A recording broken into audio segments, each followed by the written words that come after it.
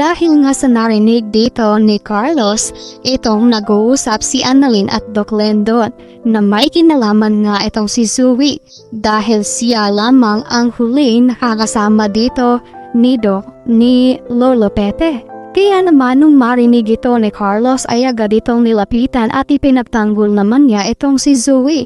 Sinabi niya na paano nakakasigurado itong si Annalyn na si Zoe nga daw ang kasama dito ni Lolo Pepe.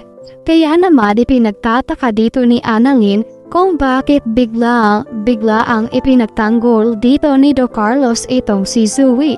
Kaya naman hindi nakatiis itong si Carlos dahil nag-aalala na rin siya sa kanyang anak. Tinawagan niya itong si Zoe at agad niya itong pinapunta doon sa Eastridge.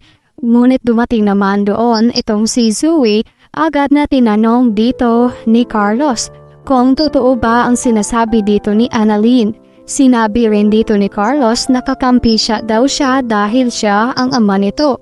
Kaya naman napaisip itong si Zoe na kailangan niyang sabihin ang totoo dito sa kanyang ama upang matulungan siya nito kung anuman ang mangyari.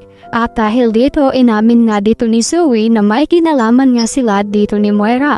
At naikwento na rin dito kaya naman ginawa dahil nga nagpa-DNA nga itong si Don Pepe at nalaman dito na hindi siya nito tunay na apo. Kaya naman gagawin lahat dito ni Carlos upang maprotektahan ang kanyang anak. Samantalang, ito namang si Lynette ay agad kumukuha ng dessert doon sa kusina. At itong si Dr. Enriquez ay tinulungan naman niya itong si Lynette. Tila nagtataka si Dr. Enriquez dahil iba nga ang mood dito ni Lynette. Kinausap niya ito.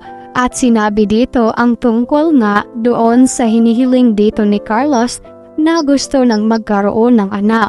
Ngunit tumayo naman ito si Lynette dahil nga ay matanda na daw siya at sapat na sa kanya itong si Annalyn.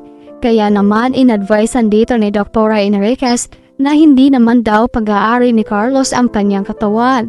At siya nga dito ang magbubuntis at magdadala sa bata. Kaya naman sinabi dito ni Lynette na bahala na kung ano nga daw ang kanilang mapag-usapan dito ni Carlos.